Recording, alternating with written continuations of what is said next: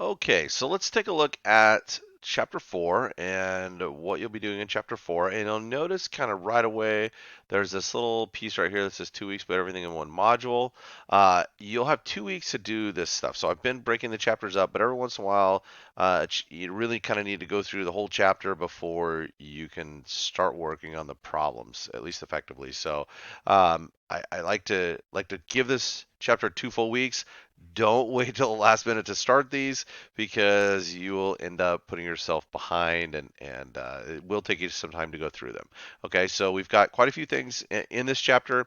You'll see, you'll notice with my programming lab, you notice this is worth 50 points this week. There are a lot of little problems in my programming lab for you to work through. Okay, so a lot of little things where you'll be writing out statements. Don't forget you have the solutions tab, so you can check on that if you get stuck.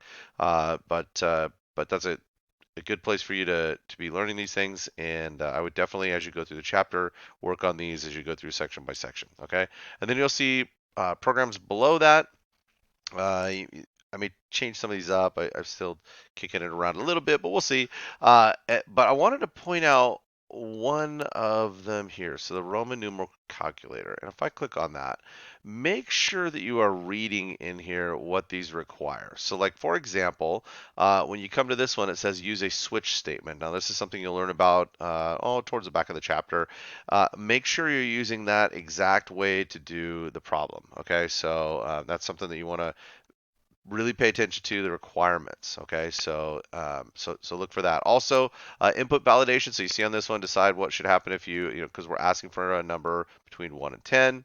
What happens if you put in 12? So what will the user see? So in this chapter, it might have a little simple thing that says, sorry, run the program again, and input a number between 1 and 10.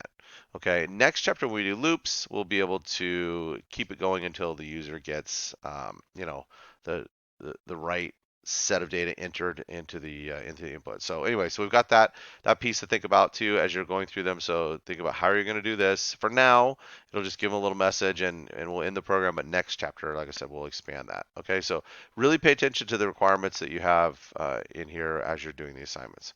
All right, so going back over here, just really quickly, if you have any questions, let me know.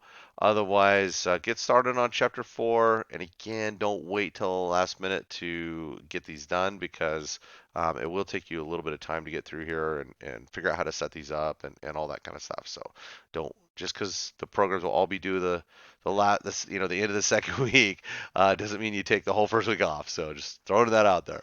All right. So anyway, if you have questions, let me know. Thanks and have fun.